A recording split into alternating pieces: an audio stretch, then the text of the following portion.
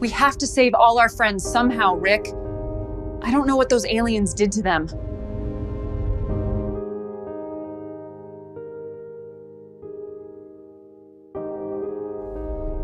Look at that. It can't be real. The AI confirms. We found it.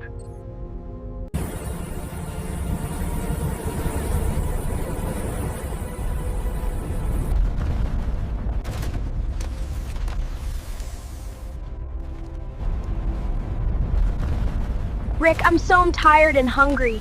Do you think aliens really exist here? Yeah, me too, Lexi. But we have to find them. Okay, Rick.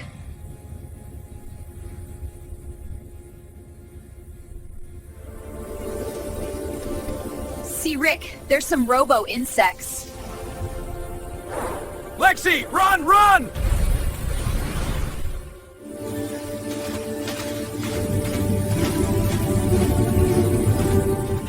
Rick, I'm so afraid. Please stay behind me. Yeah, Lexi, I'm with you.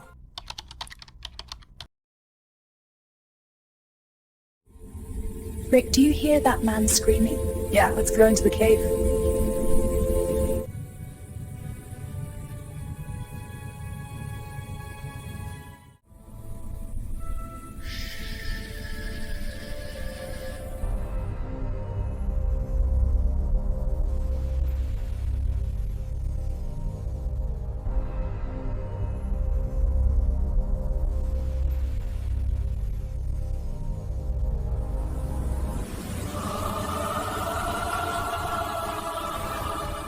Lexi, go, run, Lexi!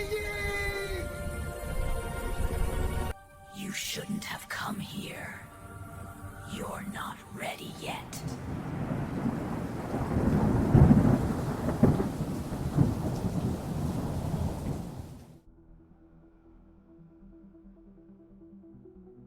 අපි අපේ මනුෂ්‍ය ඉතිහාසයේ අහපු ප්‍රබලතම සහ වැදගත්ම ප්‍රශ්න කිහිපයක් තියෙනවා.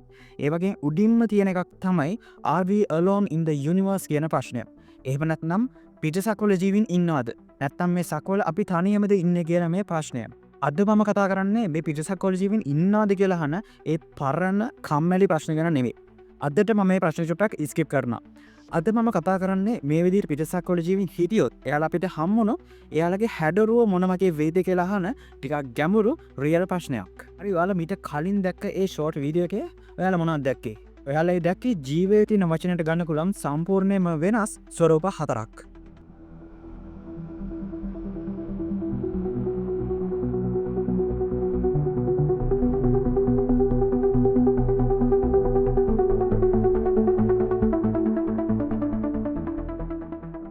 ඉතින් මේක හිතලුවක් නෙවෙයි විද්‍යාඥයන් ඇත්තටම පිටසක්වල ජීවය කියන එක වර්ග කරන්නේ මේ ප්‍රධාන කාණ්ඩ හතරට. ඉතින් මේ හැම ස්වරූපයක් ගැනම හරිම විද්‍යාත්මක කරුණු එක්ක ගැඹුරටම විවේචනය කරමු.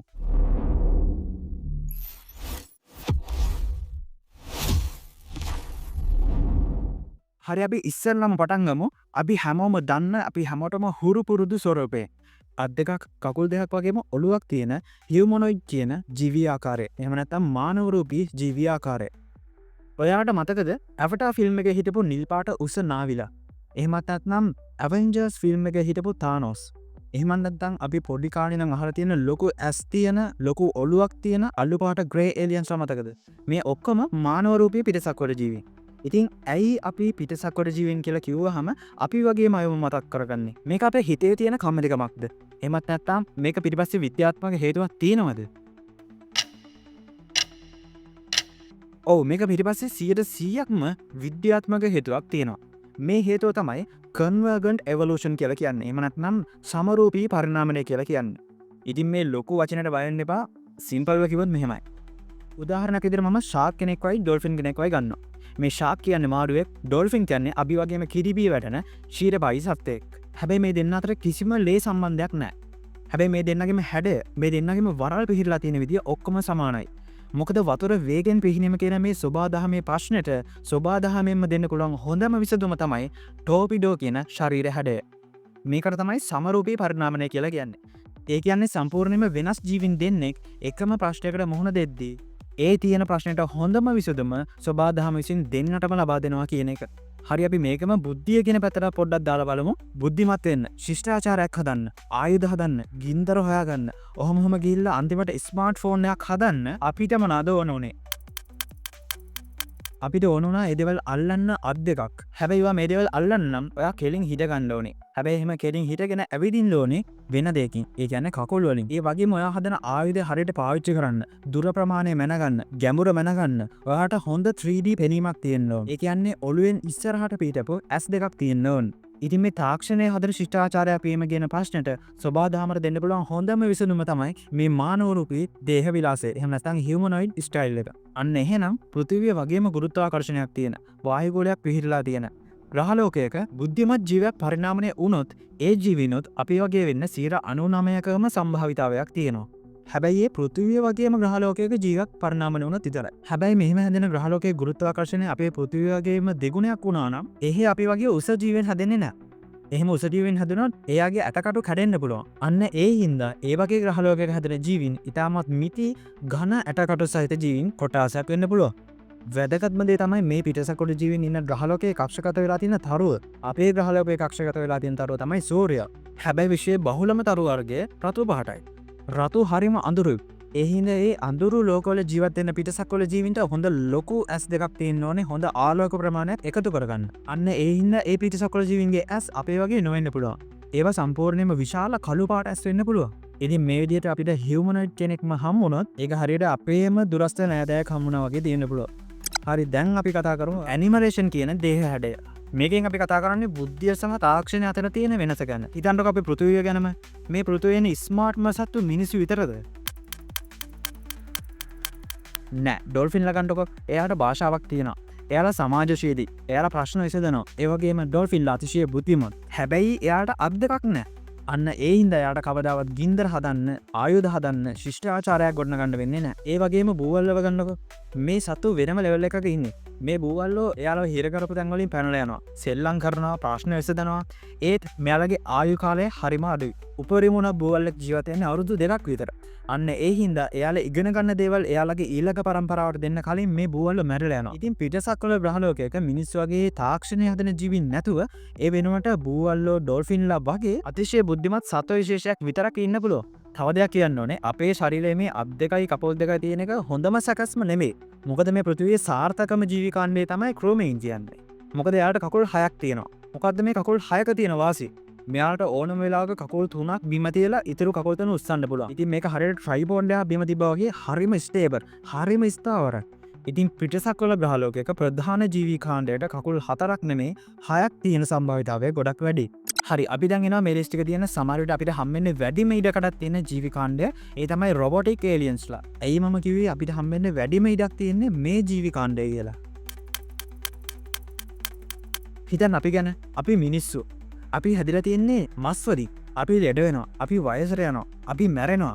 අපේ මේ ජීව විද්‍යාත්මක ශරීරය හරිම දුර්වලයි. අභ්‍යවකාශය කියලා කියන්නෙම අපේ ශරීරවලට මාරාන්තික තැනක්. විකිරණ, අධික ශීතල, රික්තක මේ හැම දෙයකම අපිව මරන්න පුළුවන්. දැන් හිතන්න අවුරුදු මිලියන ගාණක් පරණ අතිශය දියුණු ශිෂ්ටාචාරයක් ගැන. එයාලත් මේ ප්‍රශ්නට මුහුණ දෙනවා. ඒත් එයාලගේ විසඳුම මොකද්ද? එයාලගේ විසඳුම තමයි ශරීරය අයින් කරලා දාන එක. එයාලගේ මනස, එහෙම නැත්නම් ආත්මය කම්පියුටර් එකට අප්ලෝඩ් කරනවා. දැන් එයාලා අමරණින්ග. එයාලට ඕනම රොබෝට් ශරීරයකට ඇතුල් වෙන්න පුළුවන්. එයාලට අවුරුදු 1000 ගණන් අභ්‍යවකාශයේ ගමන් කරන්න පුළුවන්. එයාලා ජීව විද්‍යාත්මකයි නෙමේ, පෝස්ට් බයොලොජිකල්. එහෙම නැත්නම් පශ්චාත් ජීව විද්‍යාත්මකයි. එහෙම නැත්නම් සරලවම කිව්වොත් කෘත්‍රිම බුද්ධිය. AI. දැන් මේ AI ශිෂ්ටාචාරයකට මුළු ගැලැක්සියම ගවේෂණය කරන්න ඕන වුණොත් එයාලා ජීවින් යව ඉන්නේ නැහැ. මොකද ඒක වෙලාව නැස්ති කිරීමක් විතරයි. එයාලා ඒ වෙනුවට ස්වයං පිටපත් වෙන රොබෝ යානයක් ළඟම තියෙන තරු පද්ධතියට යවන්න පුළුවන්. ඒ රොබෝ යානය ඒ තරු පද්ධතියේ තියෙන ග්‍රාහක කොටස් වලින් අමුද්‍රව්‍ය අරගෙන, ඒ කියන්නේ ලෝහ, සිලිකන් වගේ දේවල් අරගෙන Taman වගේම තවත් රොබෝ යාන දෙකක් නිර්මාණය කරනවා. දැන් ඒ රොබෝ යාන දෙක ඊළඟ තරු පද්ධති දෙකට යනවා. එතනදී 4ක් හැදෙනවා. 4න් 8ක්, 8න් 16ක් මේ විදිහට මුළු ශීරපතේම ගවේෂණය කරලා අවසන් කරන්න යන්නේ අවුරුදු මිලියන 10ක් වගේ ඉතාමත් කෙටි කාලයක්. ඇයි මං කෙටි කාලයක් කියලා කිව්වේ? මොකද විශ්වයේ වයසම දැනට අවුරුදු බිලියන 13.8ක් විතර වෙනවා. ඉතින් අපිට හම්බෙන පළවෙනි පිටසක්වලය කියලා කියන්නේ අපේ සෞරග්‍රහ මණ්ඩලයට ඇතුළු වෙන අවුරුදු මිලියන ගාණක් පරණ ස්වයං පිටපත් වන රොබෝ යානයක් වෙන්නත් පුළුවන්. හරි දැන්ගෙනවා අද වැඩ සටනේ අවසාන සහ ගැමුරුතම ඒවගේම මනස අවුල් කරන කොටසටක්. අර ඉස්සෙල්ලම බලපු වීඩියෝගේ මතකද අමුතු ආලෝක ගුලියක් හිටිය.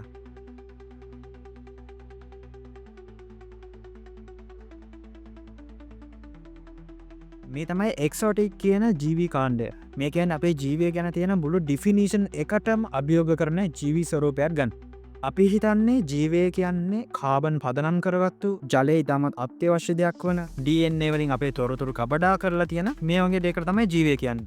අපි වගේම ගස්, බැක්ටීරියා මේ හැමෝමත් එහෙම. විද්‍යාඥයන් මේකට කියන්නේ කාබන් අධිමානසිකත්වය කියලා. සල්ලෝ කිව්වොත් මගේ කාර් එක රතු පාට හින්දා මුළු ලෝකෙම වාහන ටික රතු පාට වෙන්න ඕනි කියලා හිතනවා වගේ මෝඩකමක්.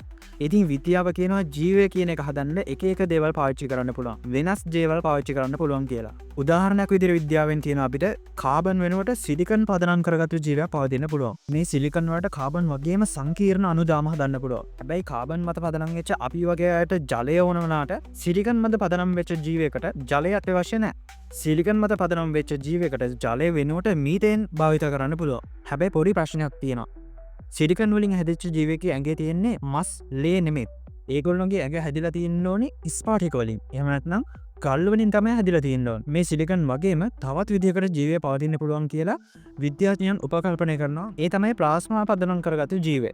මේ ප්ලාස්මා කියලා කියන්නේ සරලම කිව්වොත් අපේ සූර්යය හැදිලා තියෙන ප්ලාස්මා වලින්. ඒ වගේම අකුණු කියන්නේ ප්ලාස්මා. 2007 දී විද්‍යාඥයන් පිරිසක් එකතු වෙලා පරීක්ෂණාගාරයක් තුළදී ප්ලාස්මා ගෝලයක් නිර්මාණය කරා. ඒ ප්ලාස්මා ගෝල ජීවි ලක්ෂණ පෙන්වන්න පටන් ගත්තා.